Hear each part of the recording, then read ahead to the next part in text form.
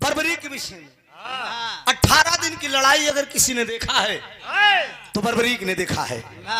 बाकी जहां न पहुंचे रवि तहां पहुंचे कवि। ज्योति जी के कवि जी कहीं से अपना प्रसंग पाए। हर कलाकार कहीं न कहीं से पता गया कवि जी लिखे। धन्यवाद गया कवि जी को। अब कहीं से प्रमाण मिला बही में गवैया मुंह नोचे लागत कि नहीं हमार कवि तही तुलसीदास के बाप बने लागत। हाँ बिरहा ने गावा फिर रमणे कर पढ़ा। अमृतलाल मुंशी बघोड़ा बघोड़ा बघोला 100 रुपया भैया का प्रणाम। और बोला भूल गया तो कैसे जज की गाड़ी चलोगे? ये जज का ड्राइवर है हाई कोर्ट में। तो ड्राइवर साहब 5 तारीख को एक्सीडेंट हो गया नहीं सुना? बनारस में कार्यक्रम था हमारा और आई में लपेट दे मर गया। ये तो जनता जनार्दन का प्यार था, बच गए पूरी पार्टी गड़िए टूटी। तो उसे लोग से बिरहा रहन को शामी में उसके भी आने 5 तारीख को तो लापता हो गया। ये नाम भूल गए हैं चचा जेकर होई बुलवाए है। लल्ला यादव आप डिहवट सादर 100 रुपए का आशीर्वाद एक रखा जब नाम आई।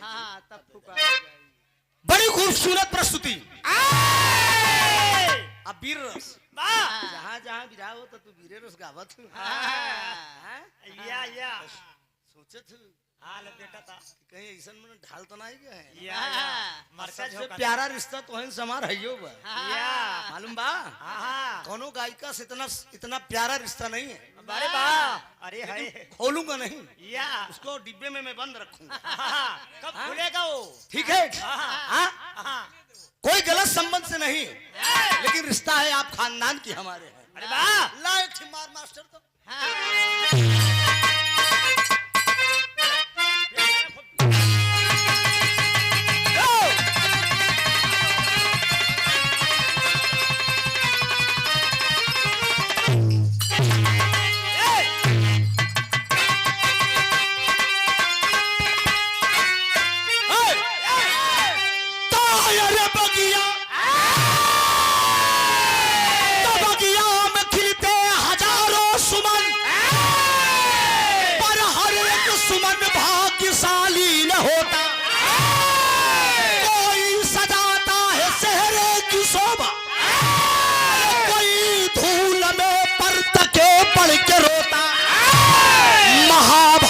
में कौरव मारे गए पांडवों से मुरारी कहे झूम के। अरे ले लो आशीष अपने बुजुर्गों से तुम चाचा धृतराष्ट्र जी के चरण चूम कर।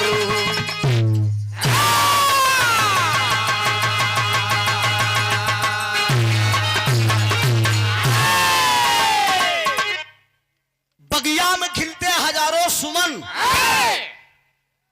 पुष्प की बगीचों में तमाम पुष्प खिलते हैं। दरोगा भैया वहां बैठा है आप तो हार दरोगा ही नहीं दिखा नौहर नहीं कैसन शांति से बैठा है। बगिया में खिलते हजारों सुमन पर हर एक सुमन भाग्यशाली न होता। कोनो कोनो पुष्प के ऐसा कीमत हो तो कि उस चेहरे की शोभा बढ़ाता है। कोनो फूल ऐसा हो तो पढ़े लिखे विद्वान लोग बैठे हैं जरा गौर करेंगे मेरे गीतों के भावों पे। कोनो कोनो फूल के ऐसा भाव कीमत होता कि पैर के तले कुचला जाता है। महाभारत में कौरव मारे गए पांडव से मुरारी कहे झूम के।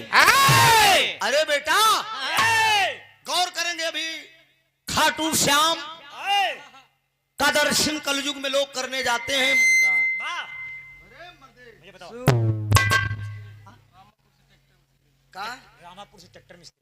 रामापुर से ट्रैक्टर मिस्त्री सादर 100 रुपया भैया का बड़ा आशीर्वाद की परीक्षा है। कौरव की हार हुई पांडवों की विजय हुई। यहीं से मेरा विरह शुरू है मित्रों। और से बर्बरीक का वध हो गया। 18 दिन की लड़ाई अगर इस धरती पे किसी ने महाभारत के अंदर देखा है तो बर्बरीक देखा है। पक्ष मजबूत था कौन नहीं, और किसकी वजह से पांचों पांडव विजय हासिल की। कौरवों की हार हुई और पांडवों की जीत हुई। इसी बीच में आनंद कंद 16 कलापूर्ण भगवान कन्हैया किए गए। एक ही भाव है, मास्टर मारदा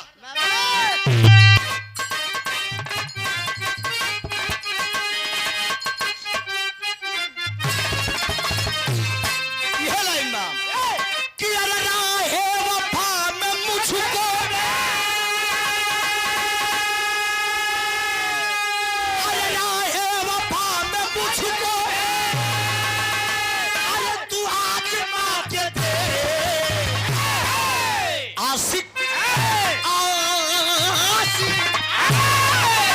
आशिक हूँ तेरा जाने जा, अरे आशिक हूँ तेरा जाने जा, तू अपना बना के दे। आशिक हूँ तेरा जाने जा,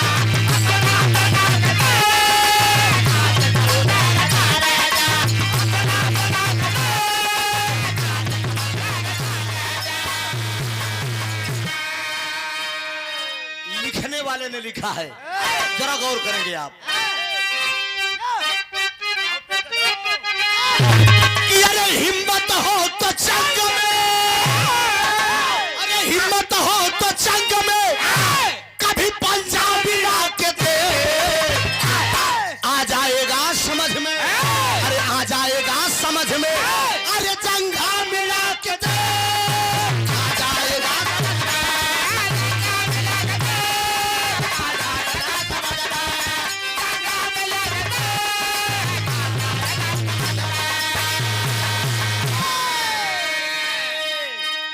हिम्मत हो तो जंग में कभी पंजा मिला के देख। अब पंजा से न समझ में आए तो जंगा मिला के देख। यानी फरछाए, चाहे पंजा से फरछाए चाहे जंगा, ये बदल के देखा। कहानी की शुरुआत है मित्रों यहीं से। दरदार दारा दारा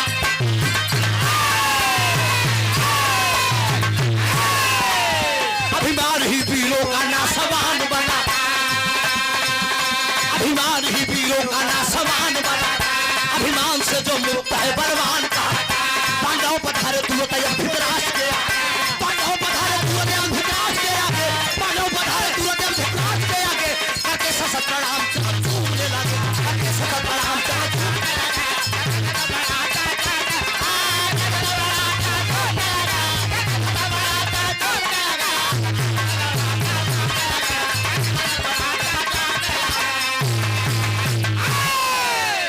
अभिमान ही वीरों का नासवान बनाता। हर इंसान धरती का कोई भी व्यक्ति हो, हम हो या धरती का कोई भी कलाकार हो या वैसे हो, अभिमान ही वीरों का नासवान बनाता। अभिमान से जो मुक्त है बलवान कहता। जेकरे अंदर घमंड आएगा शोक, उसकी सेवा समान। अपने आप को अगर धुरंधर समझे लगे तो सीमा खत्म है। पांडव पधारे तुरंत धृतराष्ट्र के आगे। दुनिया के मालिक आनंद कंद 16 कलापूर्ण भगवान कन्हैया, पांचों पांडव खड़ा है, दोनों मां कंधा धृतराष्ट्र से कन्हैया पांचों पांडव से कहें तोरे कुल के तोहार कका दादा धृतराष्ट्र खड़ा है, कम से कम आशीर्वाद तो ले ले। महाभारत के तनी बड़ी लड़ाई जीते हैं, भीम जी के आओ न ताव सूझा। जब चलत है तो दोनों आंख का अंधा धृतराष्ट्र भगवान कन्हैया की आवाज जब सुना है, तरज लगी बोला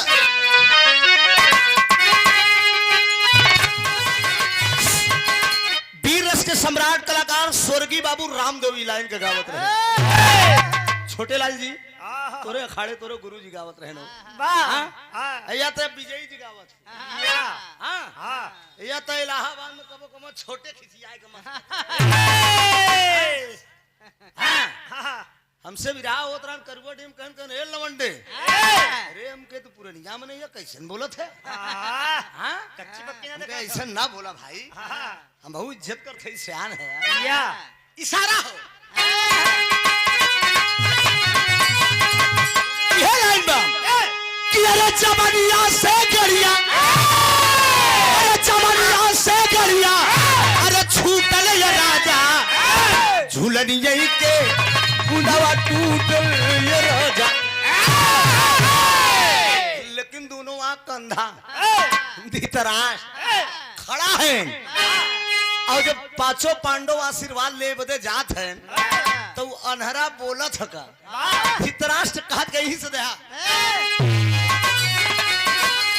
कि अरे छतिया पे हमारे, अरे छतिया पे हमारे, अरे कोटा उतर रैया, अरे जुगा जुगा जिया पटीदारे बेटवा, जुगा जुगा जिया पटीदारे बेटवा।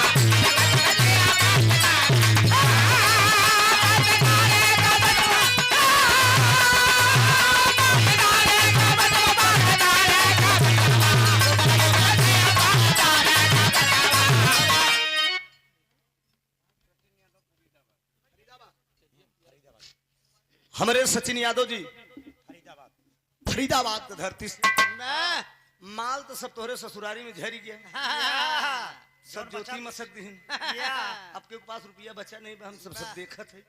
छुट्टियां मिला छुट्टा खाली वही 50 जे लड़ाई दी नहीं यार की तो गई हर सब कोनो दिक्कत नहीं। लेकिन यार होता ना तो हर ससुराल कमजोर हो नहीं दिखा दिया सब एक से बढ़ के एक दिखाता है यार की नहीं दर्शन हो यही मिले तो नीला की अरे भाई और का हम लोग जा भो झगड़ा के लिए साईं इतना दीजिए जाकू कुटुंब समाए, मैं भी भूखा ना रहूं और साधु न भूखा जाए, जमन मोहब्बत से मिल जाए वही बहुत बा कि अहो भाग्य बेटा अरे रण में विजयी तू भैला, अहो भाग्य बेटा अरे रण में विजयी तू भैला, और छतिया पे हमारे को दावता रे आइला, छतिया पे हमारे को दावता रे आइला, कहले रे बेटवन के मार के अरे भाई ले खेटवा, अरे जुगा जुगा जिया पटीदार कब तक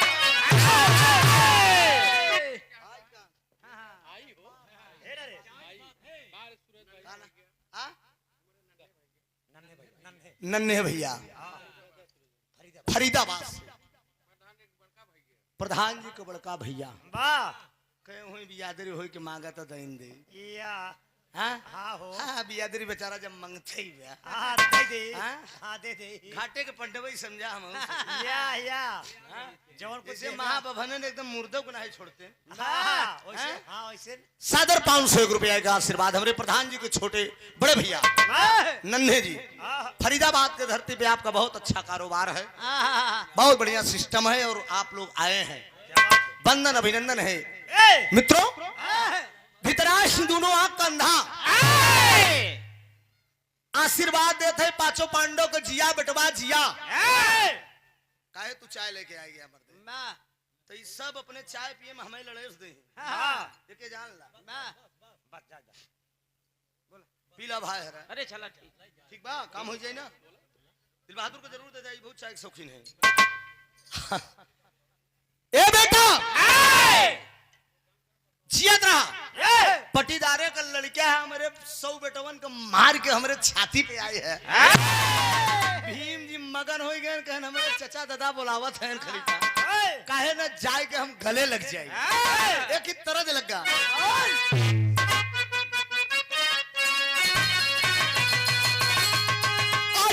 गुड़िया का बीता त्योहार, अरे गुड़िया का बीता त्योहार सार घुघुरी लेके आए। एक लाइन और हो बाबू तब से शुरू के लिए आदरणीय लोकेश यादव जी जय साहब के पुत्र सौम्य यादव जी 101 रुपए का आशीर्वाद, बहुत बहुत वंदन अभिनंदन। कि कुजड़ा रहा नामे के बगिया खरीदे रहा और कुजड़वा बेचारा झाबा में भरे लेके बाजारे चला जाए। अब भाई साहब जब बेच के आवे देखे तो जितना पका पका तरह के आम रोज गायब रहा है।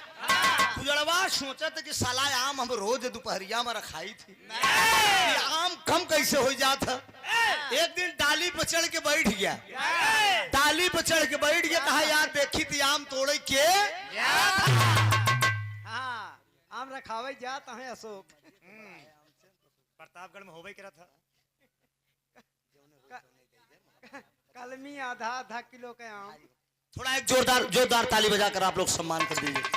जौनपुर की धरती के एक जाबाज कलाकार, बहादुर कलाकार, मेरा छोटा अनुज, गायक कलाकार आप मनीष लाल यादव जी। बहुत प्यारा संबंध है। जौनपुर के धरती पे कब्बों भी प्रोग्राम गावे जाए। तिवारी मनीष कलाकार तो इस धरती पे बहुत है, लेकिन बात और व्यवहार किसी किसी में होता है। बैठा इसे, बैठा मर्दे। तो हम एक बार याद वो हमें मनीष भैया हमारे घरे पहुंच गए, हम अमेठी में रहे।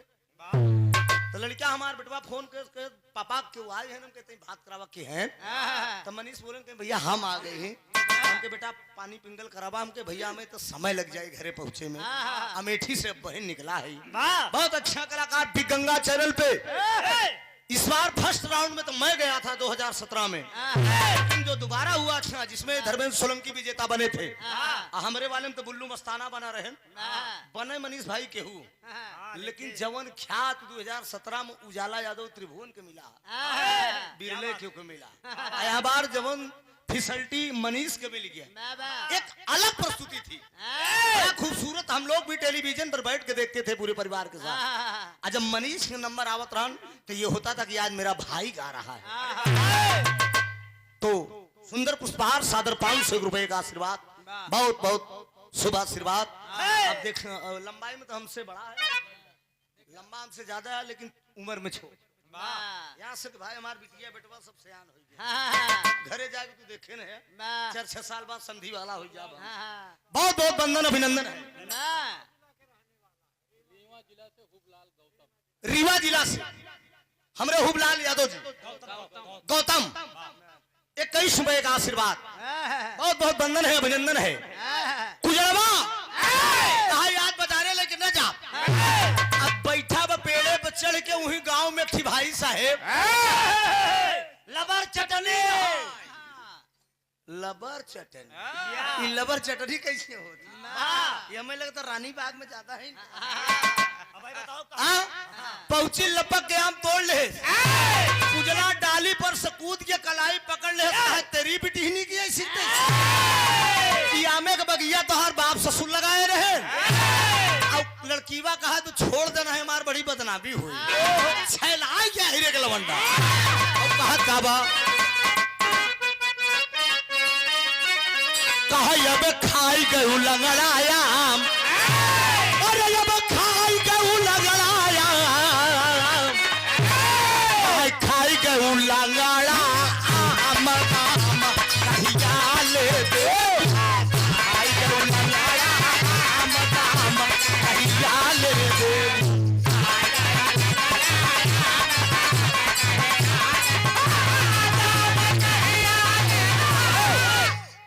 फालतू मेहनत नहीं कराई थी, ठीक है, आराम से काम कैला। ए गोरिया अरे तोरी चढ़ली जवानिया कहा झूल जाई, भाई गलवा के चाम दाम कहिया ले देऊ। ई जवानी सब दिन न रही, जमन लपक के आम तोड़ा छऊ। ई जब झूल जाई तो पूछी ना, तो केहू छूछी के पूछी ई जान ले। लेकिन लड़कीवा कहा तो कि सड़ियल ब तोहर हुआ, अरे सड़ियल ब तोहर हुआ, सड़ियल ब तोहर हुआ, दाम का कटहर ले बे। ये उस्ताद हरन के लाइन रही।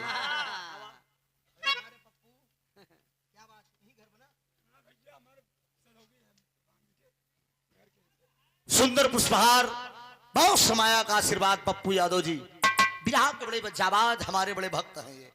कहन गुरु जी हम तुम्हार विराह बहुत सुनी थी, बड़ी इच्छा थी आपकी, आपका कार्यक्रम सुनने के लिए। बहुत बहुत भैया को प्रणाम, हमारे प्रधान जी के बहुत करीबी बहुत खास है आप, मैं वंदन अभिनंदन करता हूँ।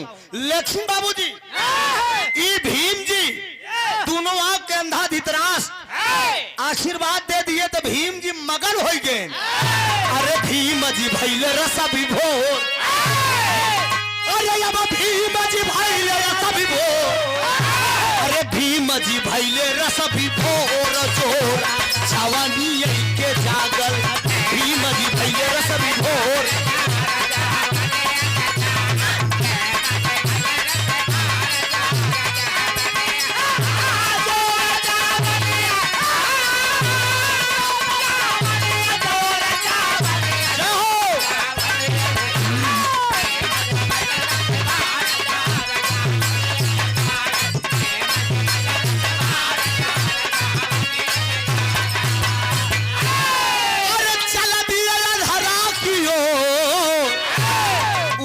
चल दिहन अनहरा की ओर जोर जवनी यही के जागल। ई धृतराष्ट्र दोनों के आंख कंधा भीम का इशारा करतन कि जिया मोरे लाल।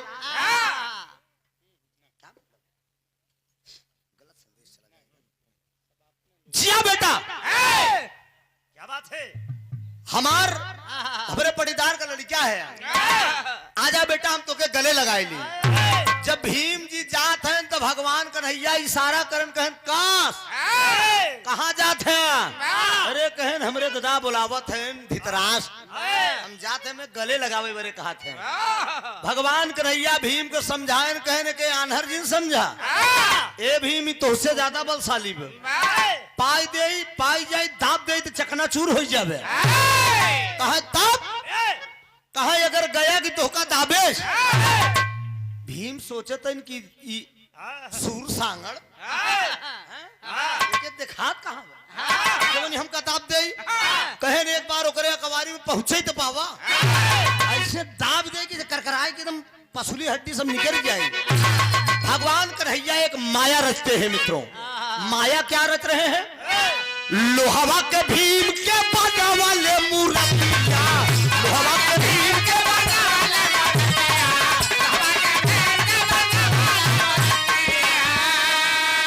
और लोहवा के भीम के बाजा वाले मूर्तिया कहे धृतराष्ट्र से लगाए ते छतिया।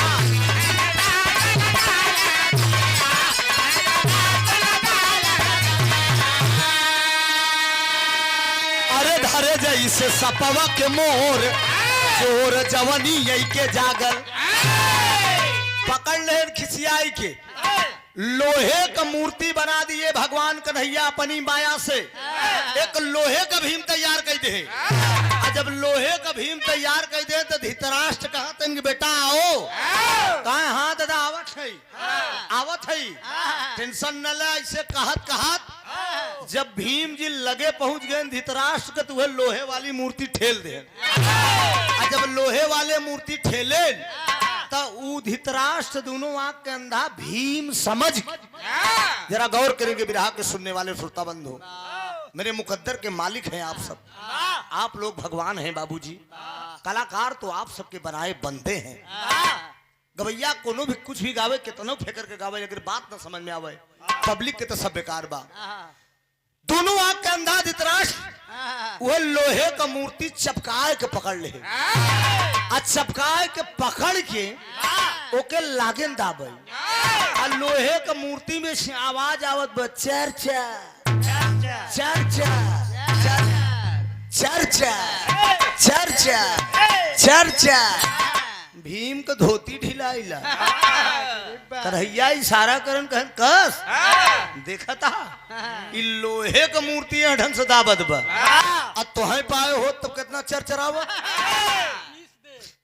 दे एक जान ले। भगवान कन्हैया बताए तो भीम कहन आयुर्वेदिक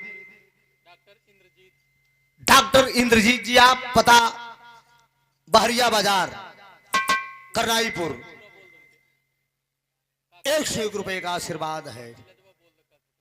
इलाज एमा हो तो खूनी बवासीर खजूरी दाग खाद खजूली तमाम अपरस वगैरह सबके आप बेहतरीन इलाज करते हैं। आप लोग इनसे संपर्क करिए। डॉक्टर साहब की बहरिया में इनकी डिस्पेंसरी है। ए बाबूजी पकड़ कर लोहे का मूर्ति दाब दे। इतने में भीम जी से बताएं कहन देखा लोहे का मूर्ति है ढंग दाबे में। भीम सोचत है कि रे बाप रे हमका पाए होती अनहरा मसक दे। हर धृतराष्ट्र अपने मन में का सोचत तो वह तरह जाएगा जब उनका हाथ लगाए जाए।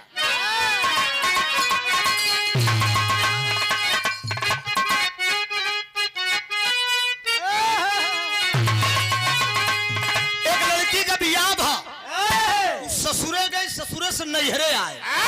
सखी सहेले जब सिंगार में खाची खुरपा लेके गई तो सखी सहेलर पूछत है इनकी कस बिट्टी तोर मेहमान कैसे हैं? सब जने अपन अपन बतावा तब हम अपन बताए। कहा एक ही कहा हमार तो बम्बा मिस्त्री यहाँ कहा ना ना हमार तो जो है बिजली मैकेनिक है। अब ये कई बताओ तो जेकर नई शादी भरी कहा सुना हमार का है।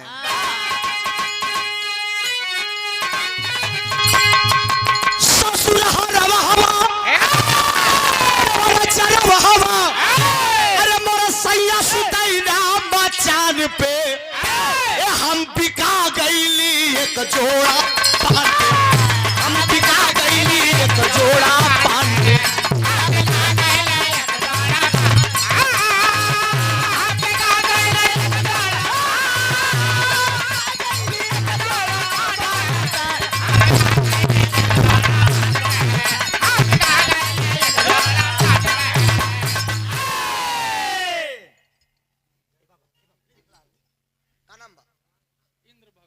इंद्र भगवान स्वयं इंद्र भगवान प्रकट हो गए। हाँ खाखापुर से जहाँ का रामनाथ तांत्रिक रहे 10 रुपया लेके आए गए इंद्र देव। स्वयं बहुत बहुत गरीब हो या अमीर हो बाबूजी हमारे लिए सब बराबर है। क्या बात है? लेकिन धृतराष्ट्र अपने मन में क्या सोच रहा है मित्र। हारमोनियम का डाउन हो गया हमारा डाउन हो गया। देखा ना बोलते ही नहीं ना। अब ये रेल का हम गाय के सोते थे बैठी कैसे बजाओ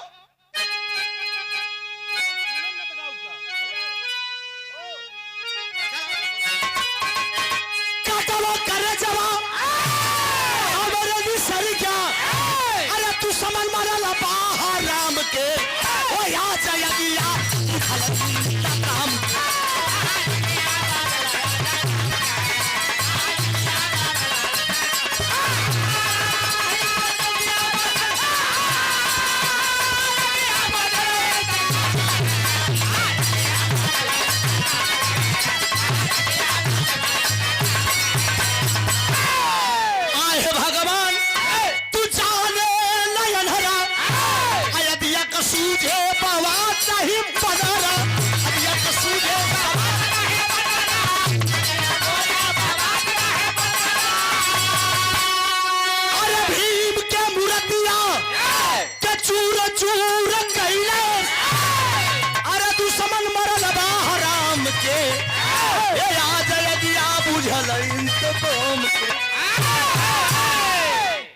भीम का मूर्ति लोहे वाली दाप के वो सोचा था कि हम भीम को मार डाए।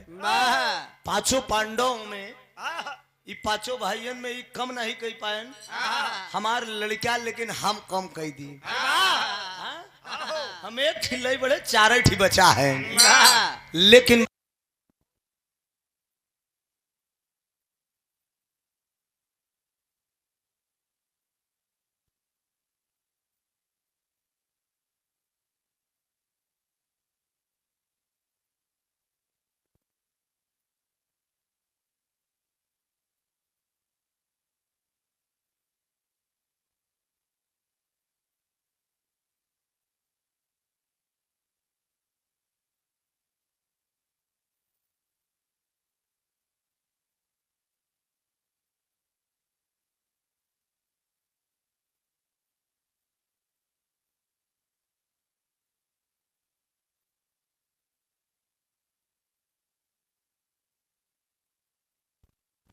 ठीक है कोई बात मोहब्बत कोई बात ये भी नहीं मिलेगा तब पर भी आप मेरे भाई हैं। 200 रुपए का आशीर्वाद बहुत बहुत वंदन अभिनंदन हमारे जगतपाल बाबूजी दिवट की धरती से 111 रुपए का आशीर्वाद आया है। बहुत बहुत वंदन अभिनंदन है। धृतराष्ट्र अपने मन में सोच रहा कि एक दुश्मन ने खत्म कर दिया।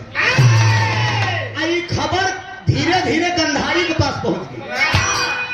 गंधारी को पता चल गया कि कन्हैया का चाल नहीं भीम नहीं बल्कि लोहे का मूर्ति दावे है। भीम तो अभी जिंदा है। जरा गौर करेंगे मेरे मुकद्दर के मालिक विराट कर भगवान वो गंधारी आती है भगवान कन्हैया के पास और गंधारी तुरंत भगवान कन्हैया को श्राप दे रही है। भगवान कन्हैया को श्राप दे रही है। तेरी का भाव है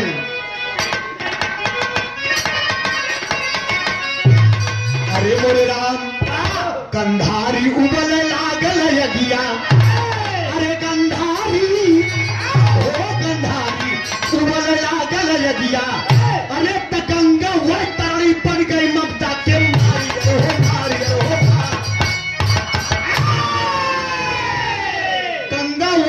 बन गई ममता के मारी, गंधारी उबले लागल दिया। अरे गंधारी कहे तू चोर लतखोर छलिया और छिनार हो, तेरे ही कारण मेरे मारे गए सवाल है। गंधारी का सुना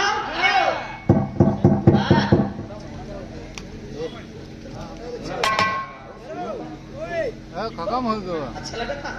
अरे ठीक है, लवी हो लवी आप अगर समर्थन कर दिए तो सियान है तो माफी पड़ी। गंधारी बोल जाती है, कहा सुना तूने छल किया, जिस तरह से धोखे से तूने 100 बच्चों को मेरे मरवा दिए, 100 लड़कियों का धोखे से मरवाया। कन्हैया को गंधारी कहा, तोहरे बदौलत हमारा 100 लड़कियां मारा गए ने कहो। कन्हैया मैं श्राप दे रही हूं,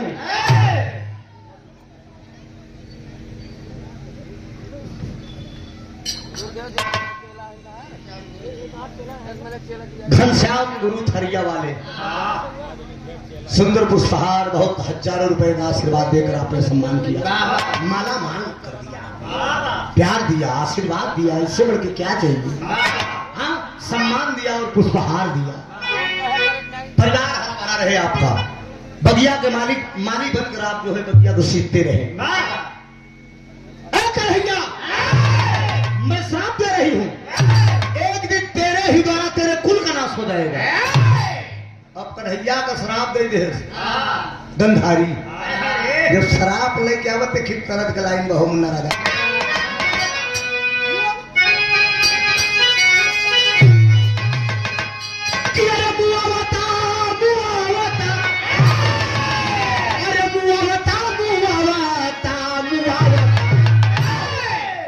जिया सोवे ना पलमुआ तरसावता।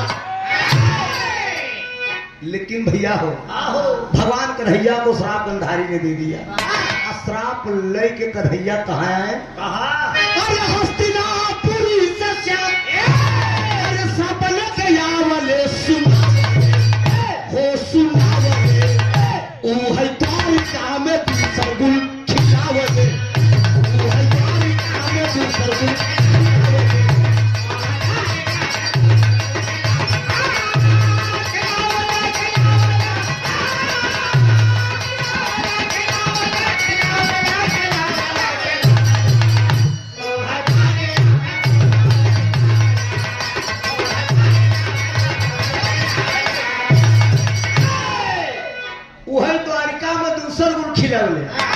द्वारिकापुरी नगरी का निर्माण किए।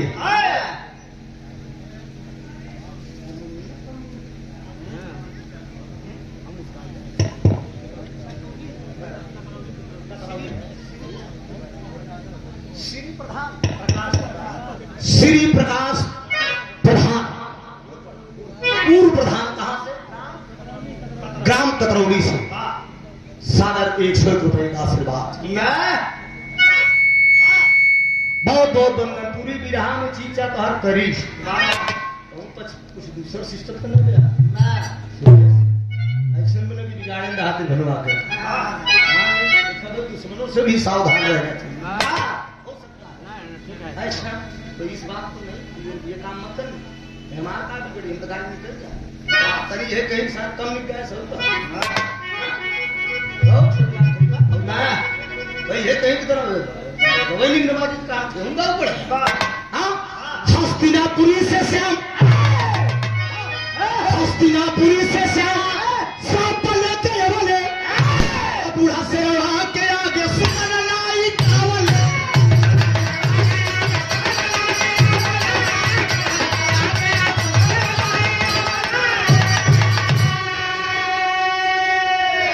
हस्तिनापुरी में श्राप लेकर भगवान कन्हैया आए, तब भगवान कन्हैया का गंधारी श्राप दे रही कि एक दिन तेरे ही द्वारा तेरे कुल का नाश हो जाएगा। तब भाई का भगवान कन्हैया के खिल लड़का नाम जेकर नाम राम प्रदुमन, एक बेटा और था जिसका नाम था साम, नाती का नाम अनिरुद्ध। अनिरुद्ध का शादी जो है बाणासुर के लड़की के साथ हुआ उषा। गाना बतावत रे बज के पहरा पहरू ताते बज्जत पर गया नगरी में मजा उड़ावे दोनों जनवा सोनी सानी बखरी समझा पसंद कैले रही चित्र बनाए के हरण के उठा लिया लहरा रहा लेकिन भगवान कन्हैया का लड़का बेटवा जवन हन के परदुमन अही के लड़का पहले से बड़ा चंट है करण का पूरा जुट के मजाक मजाक में कन्हैया के बेटौना का जोना दुल्हन बनाए दे तसली पेट में बांध दे एड़ी मरंगना लाली लिपस्टिक लगाए एकदम टनाटन मेकअप बनाए दुल्हन बनाए को 16 साल का आगे आगे दुल्हनिया जा तो पीछे पीछे पूरा हिरण का लड़का लगा लेकर कहां पहुंचे जहां पे दुर्वासा मुनि तपस्या करत है दुर्वासा मुनि के लगे एक तरफ के लाइन अरे आंख मारे ये लड़की आंख मारे ये लड़की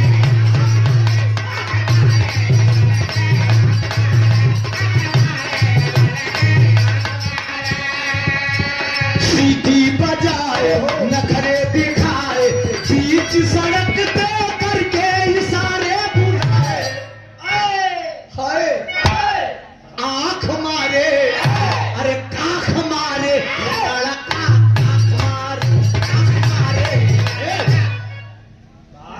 लेकिन दुर्वासा मुनि लगे लड़कियों जब परदुमन को दुल्हन बनाए के लगे पहुंचे तो कहते हे बाबा अरे आंख खोला है बाबा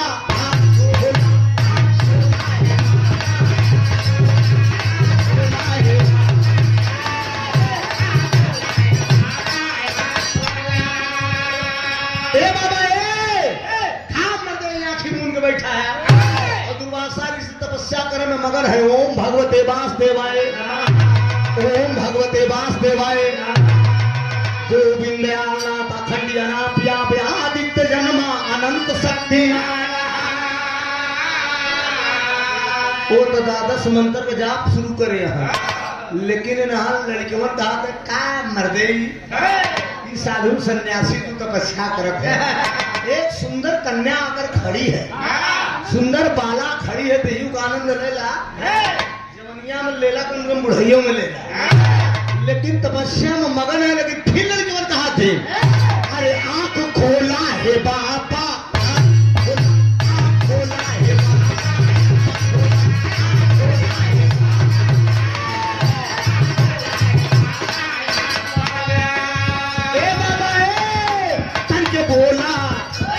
बोला है बाबा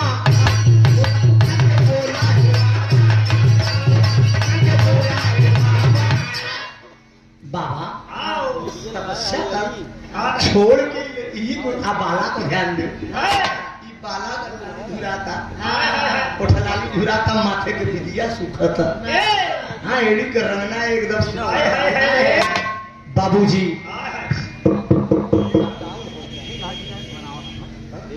गिरावत खत्म हो वाला बनी का बतावा कई मिनट बचावा 3-4 मिनट गिरावे बचावा हमार ए बाबा सुंदर बाला खड़ी है आप जरा ध्यान दीजिए कि लड़का हूं मैं इतना चट रहा वो दुर्वासा ऋषि के पकड़ मुनि के पकड़ के दाढ़ी हिलाए दिए जब दाढ़ी हिलाए ना तो दुर्वासा ऋषि जी ध्यान तोड़ दिए तोड़ के तुरंत आंख खोल दिए बोलो बालक क्या जानना चाहते हो क्या जानना चाहते हो खाली है बता दीजिए जो सुंदर बाला खड़ी है इसके पेट से क्या पैदा होगा जरा गौर करेंगे मेरे यदुवंश के लोगों आज हिरण से ज्यादा है धरती पे क्यों राहत नहीं लेकिन हिरण का विनाश होगी जाएंगे यही कारण है इसी विरह में मेरे प्रमाण मिलेगा शारदा इंटरप्राइजेज एंड टाइल्स व हार्डवेयर बिल्डिंग मटेरियल आप माननीय महोदय जी की तरफ से सादर 100 रुपए का आशीर्वाद आया है बहुत बहुत वंदन अभिनंदन है हल्का से बढ़ा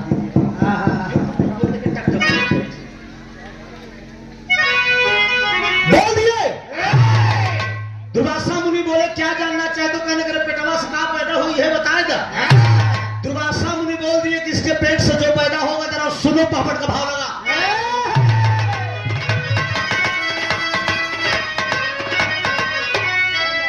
अरे जैसे याहूत हवन कुंड में जाला ज्वाला भभकेला, अरे जैसे याहूत हवन कुंड में जाला ज्वाला भभकेला, कापल दुर्वासा कंठी वाला ज्वाला भभकेला।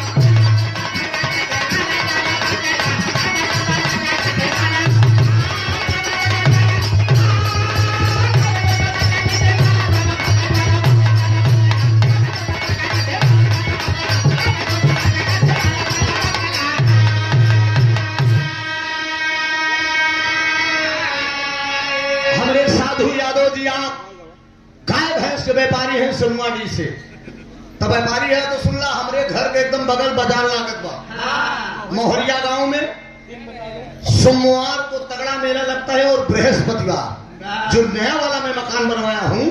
पहले मैं गांव में रहता था, नेशनल हाईवे गया है, हाईवे को उस बार मैं जमीन खरीद के जो है नया मकान बनवाया हूँ।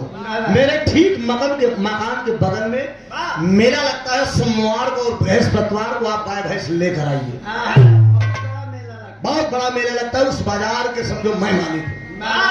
आपका स्वागत है, पूरी फैसिलिटी आपको मिलेगी। धन्यवाद। अजीत चौधरी सिंह सिंहवाड़ी, बहुत समाया, धन्यवाद। मुनि जी करे तपस्या, मुनि जी करे तपस्या, वही प्रदुमन को ले जाई हो। देखा है, देख मत तुरते क्रोध में मुनिवर बोल पड़े मुनि।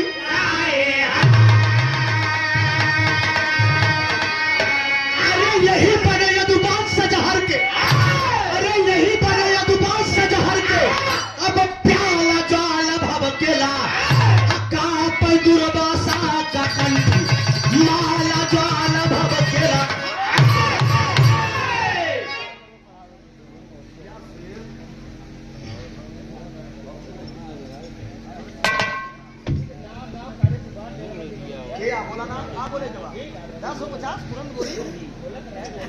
जवाहरलाल यादव जी, पूज्य बाबू जी, हमारे प्रधान मुन्ना सिंह जी के आप चाचा जी, और हमारे सुरेश जी के आप ससुर जी। सागर 500 रुपए का आशीर्वाद आया है, जोरदार ताली बजाकर बाबू जी के सामने। बुढ़ौती में 500 रुपया। अच्छा, निवेदन भी है, भोजन भी है, तैयार है, भोजन चल भी रहा है। जिसको भोजन करना हो आप लोग करते रहे, खाना गाना चलत रहे, ठीक, दोनों भी सिस्टम चलता रहेगा, कोई दिक्कत नहीं है। बहुत बहुत वंदन अभिनंदन है। बोल दिए दुर्वासा मुनि बोले, कहना यादव के लड़कों, इसके पेट से नरेश, इसके पेट से जो पैदा होगा तुम्हारे कुल का विनाश उसी से होगा। तनी के गौर करा भैया, आवाज होता है बतावा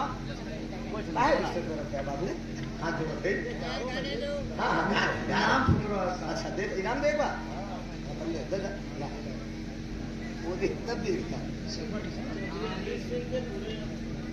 चौधरी अजीत सिंह के सिंह, बस और कुछ बस बहुत तो नहीं पूरा ना। 51 रुपया भैया का प्रणाम, आशीर्वाद की वृक्षा, धन्यवाद। ये धरती तो सब पैदा है बाबू, कोई हाल मस्त, कोई चाल मस्त, कोई खाके रोटी दाल मस्त, सब मस्त है बड़ी मस्ती में, हम दिल वालों की बस्ती में। ये जब से आएगा ना, ये जब चार तक दारू करंट बताओ गाँव करेंगे, इसके पेट से जो पैदा होगा वही तुम्हारे कुल का विनाश करेगा। करहैया के बेटवा प्रदुमन के पेट से पैदा काम है क्या? मूसर उखरी, मूसर उखरी, ओकल ले जाए के लड़कन तोड़ तार के कूच कांच के कहा फेंके प्रभास क्षेत्र में, रही बांस में बाजी बांसुरी। जब ये रहबे न करी तो विनाश कहाँ से।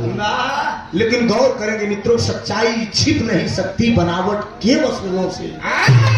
खुशबू आ नहीं सकती कभी कागज के फूलों से।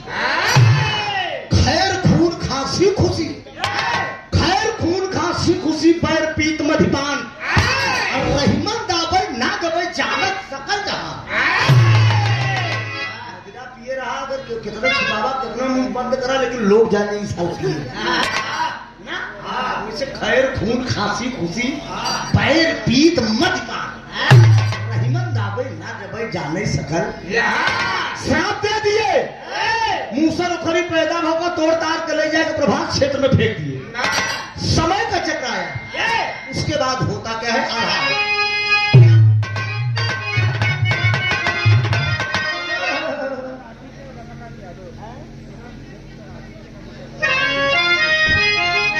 परम भूमि तराठी मुराबाद साहब ना से हमारे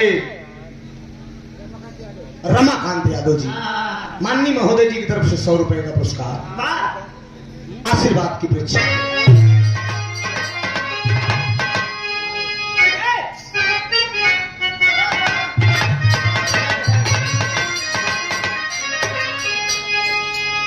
यह लाइन बा, अरे दिल के शराब बाबू, अरे दुर्गा साहेब गेनिया, अरे आगे का कहानिया तानी सुना मानला।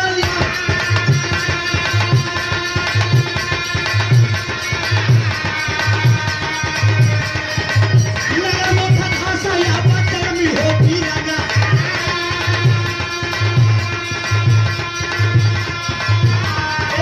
नगर में खासा या पत्थर में हो भी लगा।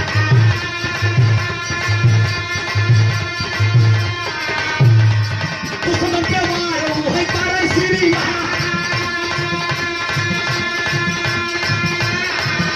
अरे होली का त्योहार पूरा या तो कुर्बान अवल, अरे होली का त्योहार पूरा या तो कुर्बान अवल, अरे छाड़ करके भाग आए घूमर के बाजार, पूरी नगर में थोड़ा सा हो गया मारा मारी गया, अरे पूरी नगर में थोड़ा सा हो गया मारा मारी गया, अरे लस्सिया पे लस्सिया तीरी सीरी मार, अरे बाबा इसी ने बताया पर हो बेटाऊंगा, अरे बाबा इसी ने बताया पर हो बेटाऊंगा, अरे बच्चा वाला की ना जाता बाप पूरी मार,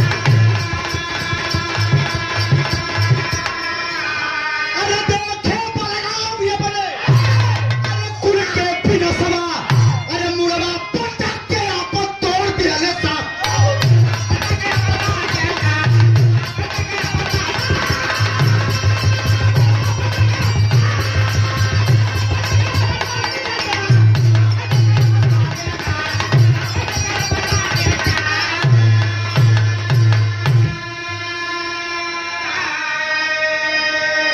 गौर करेंगे बाबूजी, मूसर और खरी उन नगर मोथा घास के रूप में जान गए। नगर मोथा घास तलवार के बराबर वो आज काम कर रही है। जगरे ऊपर परत बा तड़ातड़ धरती पे गिरत है, जगरे शरीर पर तनिको छुई जाए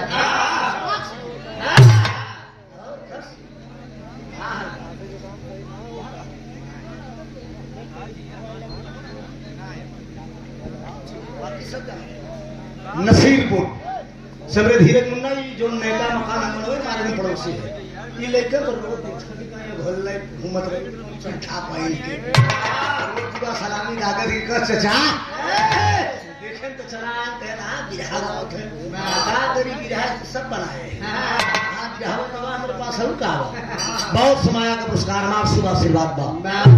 नगर में था घास के बराबर काम कर रही है, जेकरे भैया भैया जेकरे शरीर पर पड़े।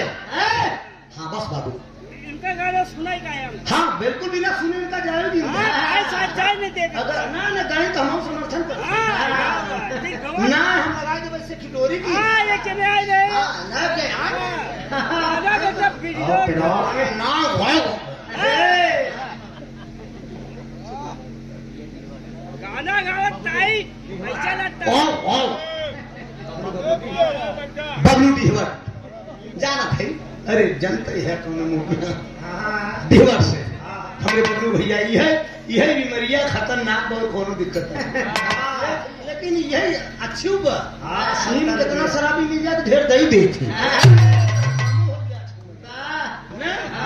ए बाबूजी ओ नगर मोथा घास तलवार के बराबर काम कर रही है। भगवान दुर्वासा ने श्राप दिया था जे करे शरीर पर परत लाश पर लाश गिर जाए। दुनिया के मालिक भगवान कन्हैया के बड़े भाई बलदाऊ जी खड़े होकर प्रभास क्षेत्र के किनारे देख रहे हैं कि मेरा 56 करोड़ यादव आपस में लड़के मर गए। अरे वाह, बेटा अपने बाप को मार रहा है, बाप स्वयं अपने औलाद को मार रहा है। लाश पे लाश लगी है बाबूजी। नहीं बर्दाश्त हुआ बलदाऊ जी से सर पटक के वो भी अपना प्राण त्याग दिया। जब बलदाऊ जी प्राण त्याग दिए ये खबर धीरे धीरे गौर करेंगे भगवान कन्हैया के पास गई। जब भगवान कन्हैया के पास गई तो भगवान कन्हैया भी चिंतित होकर वो भी एक बरगद के पेड़ के नीचे ऐसे टेक के बाबूजी बैठे हैं, पैर पे पैर चढ़ा के। जरा गौर करेंगे बाबूजी, एक अजीब घटना दुनिया के मालिक के सामने घटती है। आखिरी भाव है पहला,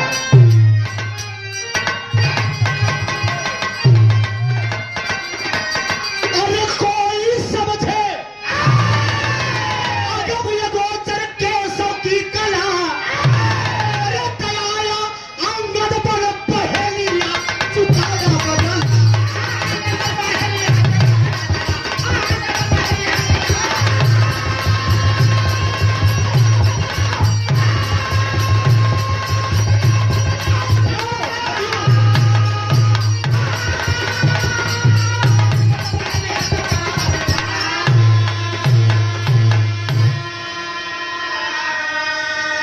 गौर करेंगे मेरे मुकद्दर के मालिक विराह के एक पारखी है आप लोग।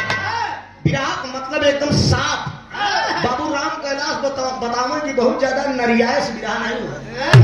विराह का मतलब हो तो मेहरारू वही बढ़िया बा कि सूप लई के चावल पर छोड़त रह दी से पट पट मारे उसके बाद देखे इस बार फट चावल अलग और किनका। गौर करेंगे भगवान कन्हैया बरगद के पेड़ के नीचे चिंतित हो के लेटा। उसी समय बाल का बेटा, अब थोड़ा त्रेता में ले चलते हैं आप लोगों को। बाल और सुग्रीव में जब लड़ाई हुई थी तो छिप के बाण चलाए रहे भगवान राम, क्योंकि बाल भी वरदान मिला था ना कि हमसे लड़ी। आप तो समझे कि विराह में ये वरदान शायद हजरे गुरु को मिला रहा। कासो चाहे जमन गोरिया रावत रहा नो राधा बल उनके प्रवेश कर सिगरेट पी के जहां एकदम नहीं पोरत रहे बड़ी बड़ी आंख खिलाई के। अरे एक दाई खाखापुरी का नाम से हुई है हजर गुरु से। अरे बाप रे खूब जमाए रहे एक दाई देखे तो डांग हुई है देखे ना के बाप। हां फिर पूरी रात हम नहीं देखे भी देना हम ऐसे थे कि हम मस्करे को देखा तो लौट जाएगा ना। ये सब खूबियां गवैया तो 420 तरफ भर दे वहीं कम हो जाए, लेकिन क्यों क्यों की सब भाव होता। सोचिए बरगद के पेड़ पे पैर पे पैर छिड़ाकर भगवान कन्हैया बैठे हैं। एक बहेलिया आया है, सोचा दुनिया को मार डाले बहेलिया खाते मर जाए। एक बहेलिया खाते मर जाए। बाल पे जब भगवान राम ने बाण चलाया था तो बाल उसी समय बोला था कि ये कायरों का काम है, बहादुरों का काम नहीं है। बहादुर सदियों सामने सवार करते हैं। ढेर काय टारत है गवैयों में जब ना रहा तब बुराई करत थी। अरे शेर हो तो सामने करो बुराई, तब तुम्हारी मर्दांगनी में देखूं। चाचा भोलानाथ यादव जी देवट के धरती से बहुत समाया का आशीर्वाद, पाँव लगी आशीर्वाद दे।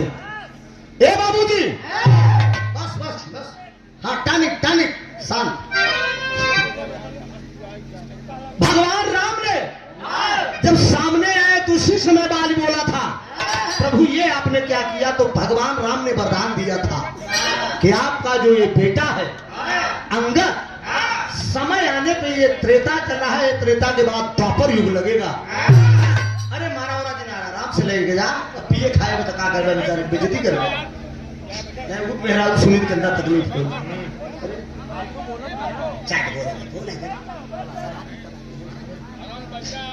बाबूजी। उसी समय भगवान राम वरदान दे दिए थे कि आपका बेटा ये द्वापर में बहेलिया के रूप में हम ही राम का अवतार कन्हैया का होगा और ये मुझसे अपने बाप का बदला लेगा। वही अंगद बाबूजी बहेलिया बन के आया। प्रभास क्षेत्र का थोड़ा सा टुकड़ा बचा हुआ है, उसको अपने बाण में फिट कर लिया। फिट करने के बाद शिकार खोद रहा है। भगवान कन्हैया का तरु चमक रहा है। उसी तरु को जब देखा बाबूजी खींच के बाण मारा। सारे दुनिया के मालिक अंतर ध्यान हुए तो कहना है धीमा बाड़ी समझा कोई कस्तूरी मिल गया। अरे मारो तू तो बाण खींच के वह तरु के बीच समाया। तपाया हरि का तब हवलिया चुकाया बदला। आवाज सुने कोई मृगा जा रहा है, हल्की सी आवाज हुई। बहेलिया मारे चीज के बाद दुनिया का मालिक कन्हैया का तरु में लग गई। दुनिया के मालिक अंतर ध्यान हुए मित्रों। आज जब अंतर ध्यान हुए तो उनकी लाश कहाँ पर रखी गई? आज कलयुग में एक धर्मस्थल बन गया। परमपुरी परमेश्वर गई ने पांडव दाह कराए। अरे लाश उड़ीसा में रखी गई जहाँ वो जगन्नाथ कहलाए। अरे कपल के मूर्ति का बहाल याद चुका है।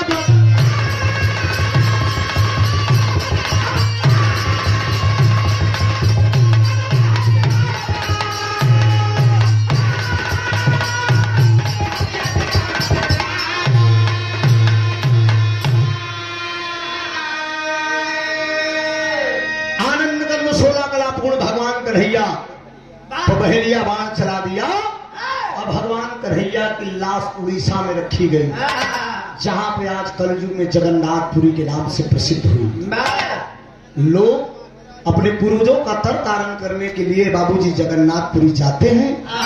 वहां से जब लौट के आते हैं तो प्रसाद वितरण करते हैं, सुंदर भंडारा करते हैं। यहीं से विराह मेरा खत्म है। गाने का शीर्षक है जगन्नाथपुरी की स्थापना और 56 करोड़ यादवों का विनाश। स्वामी गीतानंद अनंत भाई भूलू तक दिए कोतारी। रामधार हैदर अली जुगनू गुरु अनिल की बाबली।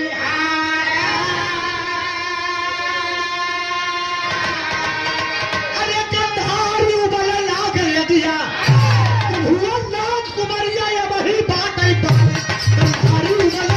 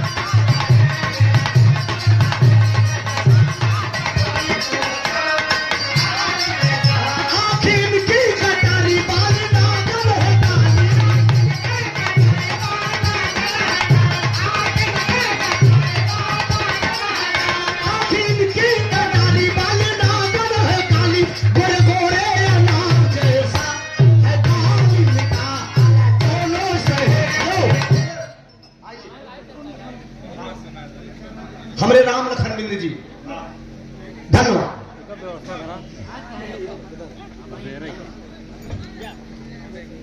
लल्लन यादव जी आप भिवर से जय समाजवाद, जय अखिलेश, जय मुलायम, जय समाजवाद। ये हिरण कटानी का समाजवाद उनके रूम रूम में भरा बा। दुनिया का मेला मेले, दुनिया का मेला मेले में लड़की लड़की अकेली समझो है नाम उसका है।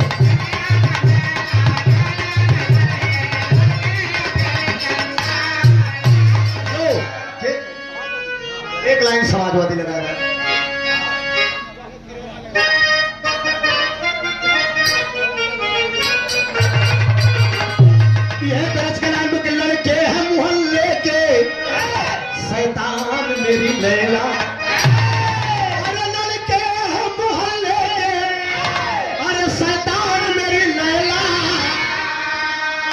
अरे तू इनसे बचा अपनी दुकान मेरी लैला। लेकिन गौर करेंगे मित्रों, धरतीपुत्र नेता मुलायम सिंह ने समाज के लिए बहुत काम किया है। ये कोई ऐसा व्यक्ति नहीं कह सकता कि केवल यादव समाज के लिए माननीय नेताजी ने किया है।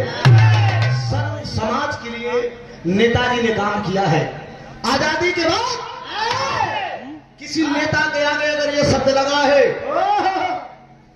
नेताजी शब्द अगर लगा है, तो सुभाष चंद्र बोस और धरतीपुत्र नेता मुलायम सिंह यादव। और किसी के आगे, हाँ सही बात, एकदम बढ़िया बढ़िया बात, लगत यार अखिलेश के बारे में मरी सकत है, रोम रोम में भरा है। एक कई काम करत जा भी याद नहीं है, सुना आप हमार बात, अहिराया जी ना मित्रों, ये जो चुनाव लोकसभा का हुआ है, मामूली बात है, प्रदेश की पार्टी समाजवादी पार्टी लोकसभा में पूरे भारत के अंदर तीसरे स्थान पे आ चुकी है। पता है आप लोगों को, समाजवादी पार्टी तीसरे स्थान पे आ चुकी है। तो एक काम करना है क्या, हर समाज के लोगों ने माननीय अखिलेश यादव को वोट दिया है। अभी कहते कि ब्राह्मण नहीं दिए, तो ब्राह्मण भी वोट दिए, ठाकुर भी वोट दिए, मौर्य भी वोट दिए हैं, पटेल भी दिए हैं, बिंद भी दिए हैं, केवट भी दिए हैं, माझी भी दिया है, मौर्य भी दिया है। हमारे प्रधान जी की बात सुना, 400 वोट इनके ग्राम सभा में केवल ब्राह्मण दिए हैं। सही बात है ना, बात एकदम सत्य है ना। 400 वोट केवल ब्राह्मण के दिए हैं। तो नेता अखिलेश यादव में कोई कमी नहीं है। कमी हमारी यादव सुधर जाए बस, बाकी कोई दिक्कत नहीं है। तो समाजवादी पार्टी की पहचान, समाजवादी पार्टी की पहचान है।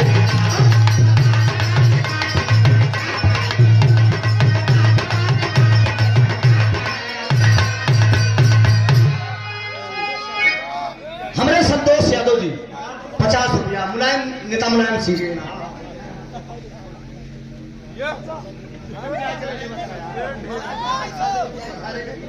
लल्लू यादव आप बिहवर से सादर 100 रुपया।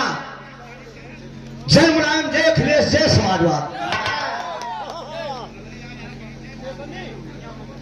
हमारे घनश्याम गुरु थरिया वाले देखिए, गुरु को कितना लगा हुआ अखिलेश मुलायम से।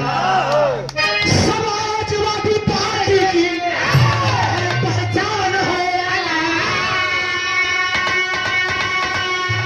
अरे नेता मुलायम, अरे नेता मुलायम सिंह जी शान है, नेता मुलायम सिंह जी शान है।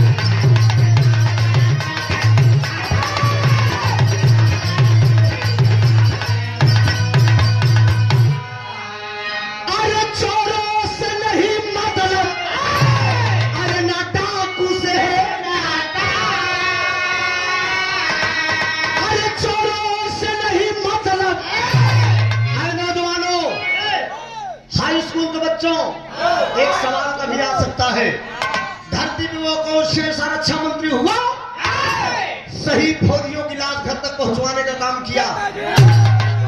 कौन? कौन? नेताजी। तब पास हो जाओगे आप लोग, पास हो जाओगे। आज मैं दावे के साथ ये पूछना चाहता हूँ, क्या केवल हीरे के लड़कियां सीमा के बॉर्डर पर लड़त है? यादव समाज, अशोक आपसे सवाल कर रहा हूँ, क्या यादव समाज का ही बेटा फौजी जवान है? हमारे बगल में ठाकुर साहब शहीद हुए, लाश घर तक आई हमारे ज्येष्ठ घर के पीछे। आज तब से वो पूरा परिवार समाजवाद को वोट करता है। सवाल हमने किया क्यों इसके पहले तो आप भाजपा को देते थे कहने अगर माननीय नेताजी अगर ये घोषणा में किए होते तो मेरी भाई की यहाँ तक लाश ना और शहीद फौजियों के परिवार में एक नौकरी भी दी जाएगी ये घोषणा माननीय नेताजी ने किया है तो इसलिए कहा बदल के ना अरे खोजत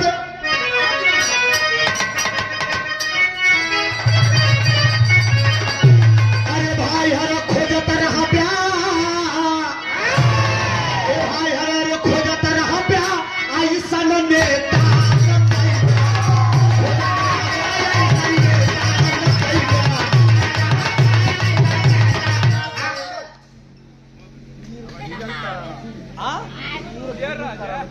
वीर भूमि तराठी जगमोहन यादव पूर्व डीजीपी के परिवार से रमाकांत यादव जी 100 रुपया डीजीपी साहब के परिवार से आया बहुत बहुत बंधन है अरे नेता का पैसा पर नेता का पैसा पर अरे सहेजा न पैसा 10 साल 15 साल हर साल वोट देता गौर करिएगा कन्ना धन कहाँ गया हाँ राशन दे के हमको तो का भुलाए दे